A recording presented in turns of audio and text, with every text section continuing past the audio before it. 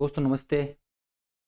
आज चौहान वंश की ये दूसरी क्लास है और कल मैंने 10 प्रश्न करवाए थे, जिसमें से 2 या 3 प्रश्न थोड़े कठिन थे और कुछ प्रश्न बिल्कुल बेसिक थे। आज प्रश्नों का लेवल भी अच्छा है और आपके लिए नई जानकारी भी है। अब आप इसको कैसे पढ़ते हो वो आपके ऊपर निर्भर है। मैं कंप्लीट करवा रहा हूँ, कुछ भी नहीं छोड़ रहा हूँ। चाहे आप राजस्थान पुलिस की तैयारी कर रहे हो या फिर आप असिस्टेंट प्रोफेसर की तैयारी कर रहे हो, आरएस की तैयारी कर रहे हो, किसी भी एग्जाम की तैयारी कर रहे हो, मैं आपको कंप्लीट पढ़ा रहा हूँ, कुछ भी नहीं छोड़ रहा हूँ। ठीक है। पहला प्रश्न देखना आप। आज भी मैंने 12 या 13 प्रश्न ऐड किए हैं और आज मैंने सांबर के चौहान खत्म कर दी। ठीक है। कल की क्लास में अजमेर के चौहान से हम शुरू करेंगे। तो आज कंप्लीट जितने भी प्रश्न बनने थे मैंने बना के आपको बता दिए। ठीक है। चंदन राज ने दिल्ली के किस तोमर शासक को पराजित करके चौहान तोमर दीर्घकालीन संघर्ष का सूत्रपात किया था? ठीक है। हम पढ़ते हैं कि विग्रराज चतुर्थ के बारे में पढ़ते हैं, वो बाद में प्रश्न आएगा। पहले प्रश्न आता है कि चौहान और तोमर के बीच के संघर्ष की शुरुआत किस शासक से होती है? तो वो याद रखना चंदन राज से होती है। और इससे पहले आप एक चीज, मेरे कहने पर आप एक चीज तैयार करना। शासकों का कालक्रम, शासक कालक्रम, ठीक है ना। जब भी आप अगर वर्तमान में प्रश्न अच्छे बनते हैं, यहाँ से शासकों का क्रम पूछता है ना। अजमेर के चौहानों के पास आप जाओगे ना, तो वहां से शासकों का क्रम आपको हर विद्यार्थी को याद है। चाहे वो अजयराज हो, अजयपाल हो, विग्रराज चतुर्थ हो, पृथ्वीराज तृतीय हो, वो बेसिक जानकारी है, वहां सबको याद है। परंतु सांबर के चौहानों का शासन क्रम याद आप जरूर कर लेना।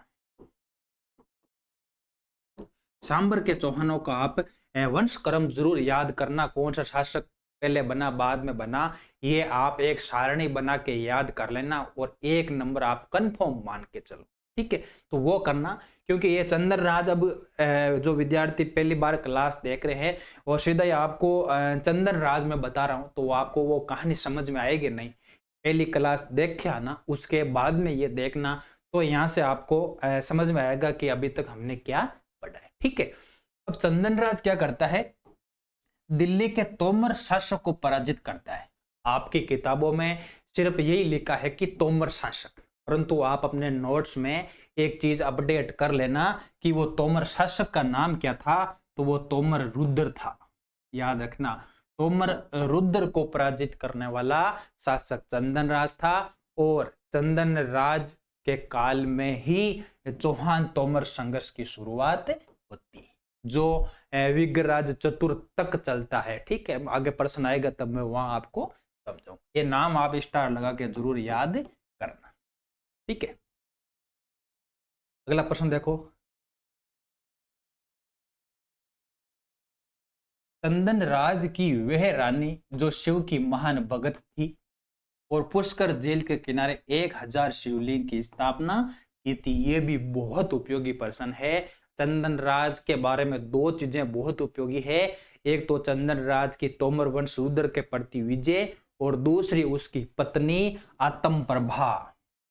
दूसरी उसकी आत्म प्रभा, वो शिव की महान भगत थी और पुष्कर में कहते हैं कि उसने 100,000 शिवलिंगों की स्थापना की थी। उसका एक नाम और मिलता, याद रखना, रुद्राणी।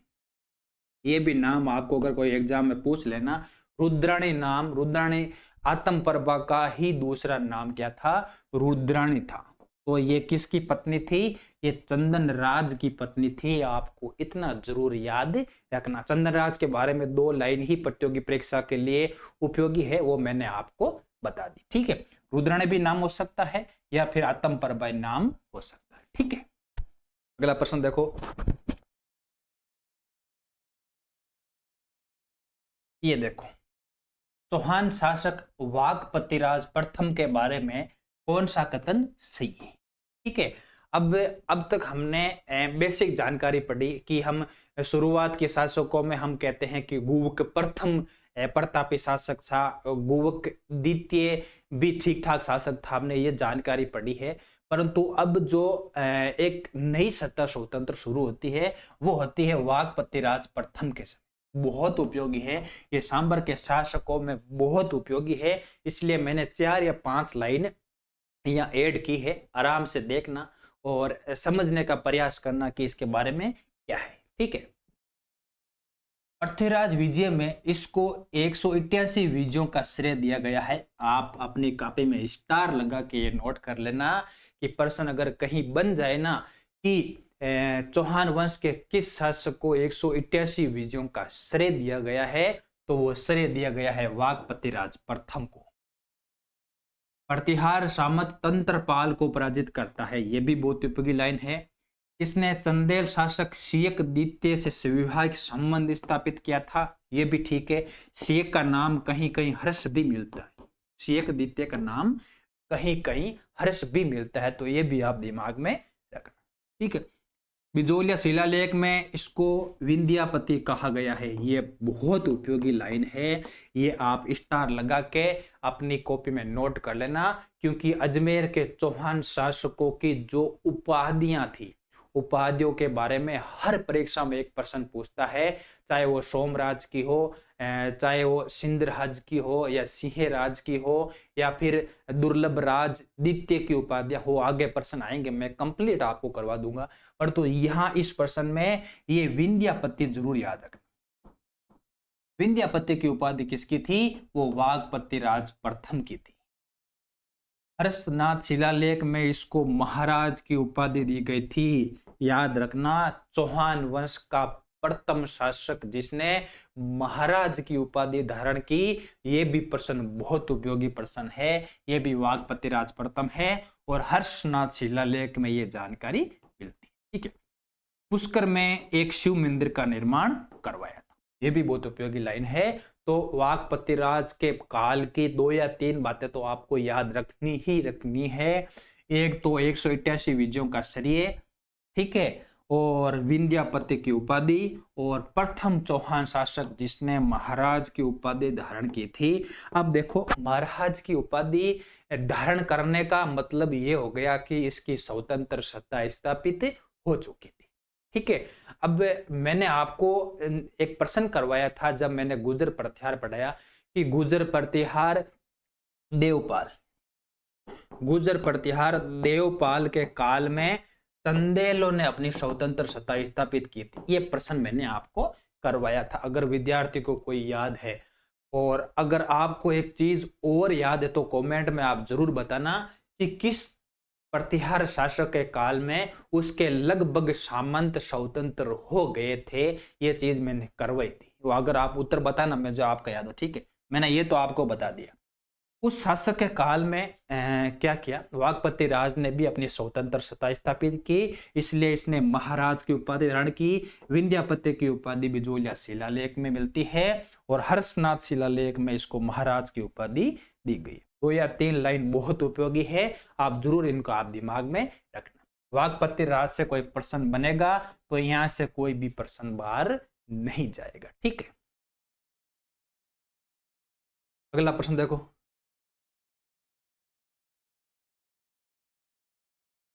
प्रारंभिक चौहान शासकों में से किसने सर्वप्रथम महाराजाधिराज की उपाधि धारण की थी? महाराजाधिराज की उपाधि धारण की थी। अभी मैंने आपको बताया कि सर्वप्रथम महाराज की उपाधि धारण किसने की? वाकपति राज, वाकपति राज प्रथम, ठीक है। वाकपति राज प्रथम, वाकपति राज प्रथम ने चौहानों में सर्वप्रथम महाराज की उपाधि धारण की थी। अब प्रश्न पूछ रहा है कि महाराजाधिराज की उपाधि किसने धारण की थी, तो स्टार लगा के आप नोट लिख लेना कि चौहान शासकों में सर्वप्रथम महाराजाधिराज की उपाधि धारण करने वाला कौन था? वो सिंहराज था। स्टार लगा के अपनी कॉपी में ये चीज नोट कर लेना। प्रथम महाराज की उपाधि वाकपति राज प्रथम, महाराजाधिराज की उपाधि ये सिंहराज, ठीक है, सिंह राज बेस्ट पर्सन है। अगर आप इतना पढ़ लोगे ना, फिर कभी आपको कुछ भी पढ़ने की जरूरत नहीं। अब देखो, चौहान वंश का प्रथम स्वतंत्रता शासक विग्रहराज द्वितीय के बारे में कौन सा कथन सही है? चौहान वंश का प्रथम स्वतंत्र शासक विग्रहराज द्वितीय के बारे में कौन सा कथन सही है? इसके बारे में भी मैंने 3 या 4 लाइन ऐड की है, जो एक कंपटीशन के रूप में हमारे लिए उपयोगी हो सकती है। इसके काल में हर्षनाथ शिलालेख लिखा गया, ये तो आप स्टार लगाकर अपनी कॉपी में नोट कर लो। बहुत बार ये परीक्षा में पूछा जाता है कि हर्षनाथ शिलालेख किस शासक के काल का है, तो वो शासक है विग्रहराज द्वितीय। विग्रहराज द्वितीय, इसने गुजरात चालुक्य शासक मूलराज प्रथम को पराजित किया था। ये भी बहुत उपयोगी लाइन है। ये भड़ोच में अपनी कुल देवी आशापुरी देवी का मंदिर बनवाया था। ये भड़ोच कह सकते हैं या कह सकते हैं भृंगु कच्छ। भृंगु भृंगु कच्छ भड़ोच भी कहते हैं। ये गुजरात का क्षेत्र है। अब देखो, गुजरात का क्षेत्र में धर्म मूलराज प्रथम को पराजित किया ना, पराजित करने के उपलक्ष्य में इसकी विजय की उपाधि के रूप में इसने ये मंदिर का निर्माण करवाया था। तो ये भी बहुत उपयोगी लाइन है। हर्षनाथ मंदिर के निर्वहन के लिए क्षेत्रेचर और शंकरंक नामक 2 गांव दान में दिए थे। ये असिस्टेंट प्रोफेसर की अगर आप तैयारी कर रहे हो ना, तो ये लाइन आपके लिए बहुत उपयोगी है कि क्षेत्रेचर और शंकरेचर हर्षनाथ मंदिर के निर्वहन के लिए किसने गांव दान में दिए थे, तो विग्रहराज द्वितीय है। तो विग्रहराज द्वितीय के बारे में 4 या 5 लाइन है। आपको ये तो हर्षनाथ शिलालेख याद रखना है, ये कुल देवी आशापुरी देवी का मंदिर याद रखना है, और ये 2 गांव किस मंदिर को दिए हैं, ये हर्षनाथ मंदिर को दिया गया था। ठीक है, तो इतना आप याद कर लोगे ना, तो मुझे लगता है कि इससे बाहर कोई प्रश्न नहीं जाए, क्योंकि इससे ज्यादा जानकारी ना ही तो कोई किताबों में है और ना ही आपको इसके बारे में अलग से कुछ पढ़ना है। ठीक है, अगला प्रश्न देखो। ये देखो, किस चौहान शासक की उपाधि दुर्लग्य मेरु थी? दुर्लग्य मेरु, दुर्लग्य मेरु का मतलब होता है जिसकी आज्ञा का उल्लंघन नहीं करना। आज्ञा का उल्लंघन नहीं करना। किस चौहान शासक की उपाधि? मैंने आपको कहा ना, एक विंध्यापति याद रखनी है, एक प्रथम महाराज की उपाधि किसने धारण की है वो याद रखना है, एक महाराजा धीराज की उपाधि किसने धारण की वो याद रखनी है, और एक उपाधि है ये दुर्लग्य मेरु। दुर्लग्य मेरु, दुर्लग्य मेरु का मतलब हो गया जिसकी हम आज्ञा का उल्लंघन नहीं कर सकते। ये उपाधि की शासक की है दुर्लग्य मेरु, जिसका अर्थ क्या होता है? आज्ञा का उल्लंघन नहीं करना। तो ये उपाधि मुझे लगता है गोविंदराज द्वितीय की है शायद। हाँ, गोविंदराज, सॉरी, दुर्लभराज द्वितीय। ये उपाधि किसकी है? दुर्लभराज द्वितीय की ये उपाधि। आपको ये उपाधि याद रखनी है। मैंने आपको कहा है ना कि जब भी चौहान शासक पढ़ो ना, उनका एक तो वंश का कालक्रम, कब शासक, कौन सा शासक पहले बना, कौन सा बाद में बना, या फिर उनके जो दरबारी कवि थे, या फिर प्रश्न बनता है इनकी उपाधि के बारे में। ठीक है, तो दुर्लभ राज द्वितीय की उपाधि कौन सी है? दुर्लग्य मेरु है, और इसका अर्थ होता है कि आज्ञा, इसकी आज्ञा का उल्लंघन नहीं करना। ठीक है, याद रखना, ये बहुत उपयोगी उपाधि है। ये देखो, इसके विवरण के अनुसार गोविंद तृतीय ने गजनवी के शासक को मारवाड़ में आगे बढ़ने से रोका था। ये प्रश्न परीक्षाओं में पूछा जा चुका है ऐसा प्रश्न कि गोविंद तृतीय के बारे में कौन सा विद्वान ऐसा मत प्रकट करता है कि कहता है कि गजनवी के शासक को मारवाड़ से आगे बढ़ने से रोक दिया था। तो ऐसा विवरण देने वाला था फरिश्ता। ऐसा विवरण देने वाला कौन था? फरिश्ता था। फरिश्ता के अनुसार कहता है कि गोविंद तृतीय ने क्या किया था, मारवाड़ से आगे बढ़ने से किसको रोका, गजनवी शासकों को रोका था। ठीक है, तो आप बेसिक रूप से इसका नाम जरूर दिमाग में रखना। ठीक है, अगला प्रश्न देखो, ये देखो, गोविंद तृतीय की वेरिद भट्ट, वेरिद भट्ट की उपाधि का उल्लेख वाला स्रोत है। अभी तक आपने ये गोविंद तृतीय की उपाधि आपने जरूर पढ़ी होगी और परीक्षा में यह प्रश्न बन चुका है। ठीक है ना, तो वेरीगट की उपाधि गोविंद तृतीय की है। एक तो आपको ये नाम याद रखना है, और किस स्रोत में ये उपाधि दी गई है, तो वो पृथ्वीराज विजय है।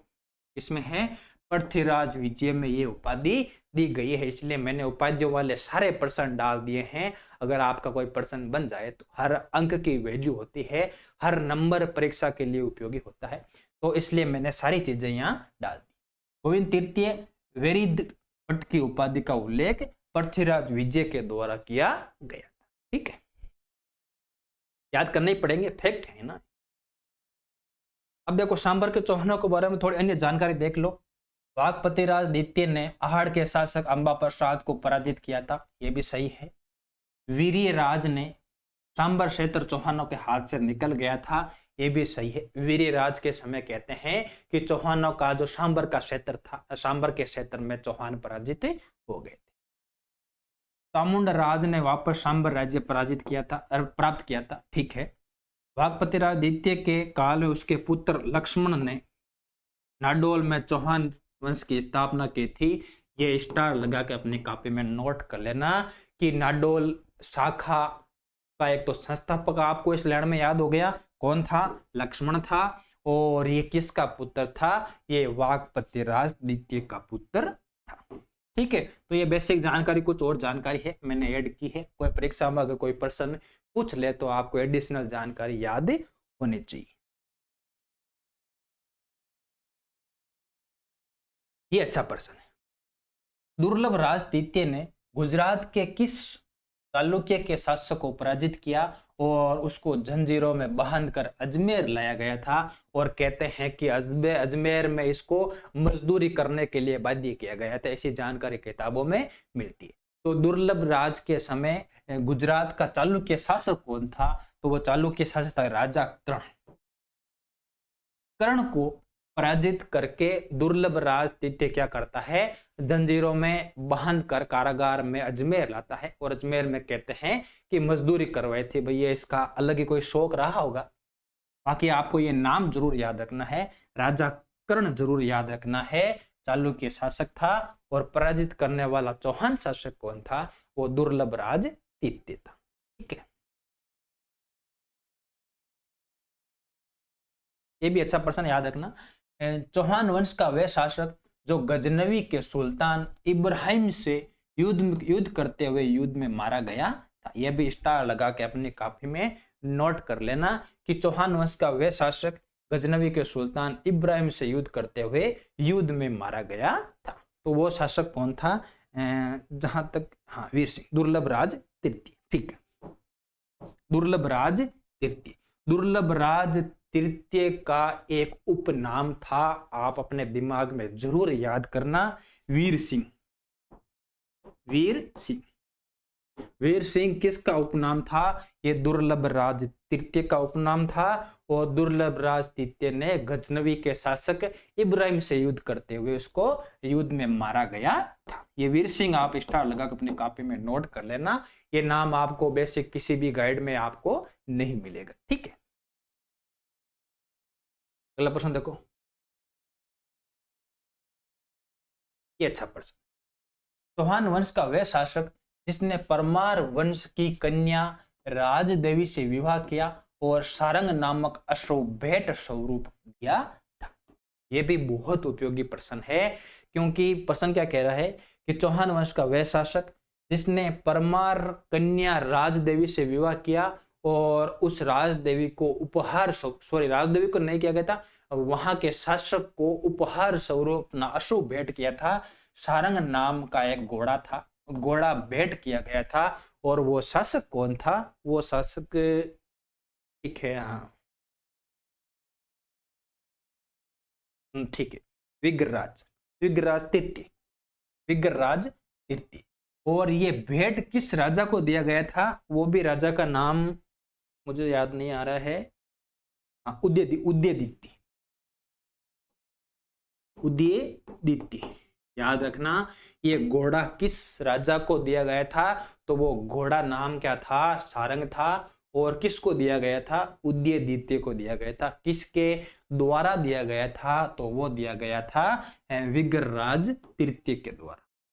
मैंने अभी आपको बताया कि दुर्लभ राज तृतीय का नाम वीर सिंह उपाधि उपनाम था, वैसे ही विग्रराज तृतीय की विशल नामक उपनाम था। ये भी अपनी कॉपी में नोट कर लेना। विशल उपनाम विग्रराज तृतीय का है और वीर सिंह उपनाम दुर्लभ राज तृतीय का। ये नाम अगर आप अपनी कॉपी में नोट कर लेना कि ये घोड़ा वहां के शासक उदय सिंह को दिया था और विवाह जिस औरत से किया था वो राज देवी थी। ठीक है, एक प्रश्न शायद और बचेगा। हाँ, ये बहुत उपयोगी प्रश्न है। चौहानों के सांबर के चौहानों में ये अंतिम शासक होता है। पृथ्वीराज प्रथम के बारे में कौन सा कथन सही है? इसके बाद में हम कहते हैं कि चौहानों की अजमेर शाखा की शुरुआत होती है। आगे प्रश्न आएगा, मैं आपको कंप्लीट वो चीजें वहां करवा दूंगा। ठीक है, अब पृथ्वीराज प्रथम के बारे में कौन सा कथन सही है? देखो, परम भट्टारक महाराजा धीराज परमेश्वर की उपाधि धारण की। स्टार लगा के अपनी कॉपी में नोट कर लो। एक चीज याद रखना, महाराज की उपाधि याद रखना, प्रथम महाराजा धीराज की उपाधि याद रखना और प्रथम परम भट्टारक महाराजा धीराज परमेश्वर की उपाधि याद रखना। ये तीनों उपाधि आप जरूर स्टार लगा के एक जगह ही लिख लेना। महाराज की उपाधि महाराजा धीराज की और ये परम भट्टारक महाराजा धीराज परमेश्वर की उपाधि। ठीक है, 1105 ईस्वी में पुष्कर के ब्राह्मणों को लूटने आए 700 चालुक्यों को मार डाला था। ये परीक्षा में प्रश्न पूछा गया। अभी कोई परीक्षा में ये प्रश्न बना था कि किस चौहान शासक ने 700 चालुक्यों को पुष्कर में उनको मारा था, तो मारने वाला भी पृथ्वीराज प्रथम ही था। जीर्ण माता मंदिर शिलालेख इसके बारे में जानकारी देता है, यह भी सही कथन है। सोमनाथ मंदिर मार्ग पर एक अन्य मतलब कोई एक रसोई या कह सकते हैं कि जहां भोजन या ठहरने की व्यवस्था के लिए जो आश्रम बनाया था उसके इसकी स्थापना की थी। इसने सर्वप्रथम रणथंभौर स्थित जैन मंदिर पर स्वर्ण कलश चढ़ाया था, यह भी सही कथन है।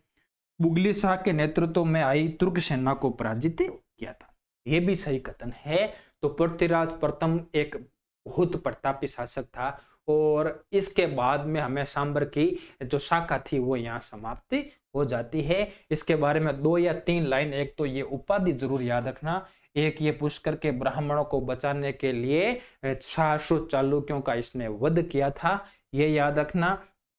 जैन माता मंदिर शिलालेख इसके बारे में जानकारी देता है और रणथंभौर स्थित जैन मंदिर में सर्वप्रथम स्वर्ण कलश चढ़ाया था, ये भी आप जरूर दिमाग में। ठीक है, तो पृथ्वीराज प्रथम के बारे में आप बहुत उपयोगी चीजें हैं, आप अच्छे से दिमाग में इनको रखना। और आज शायद मुझे लगता है कि ये सांबर के जितने भी चौहान थे मैंने कंप्लीट करवा दिया, कुछ भी नहीं छोड़ा है। अब आपके ऊपर निर्भर है आप कितना लिख पाते हो, कितना याद कर पाते हो, वो आपके ऊपर डिपेंड है। मैंने कंप्लीट करवा दिया है।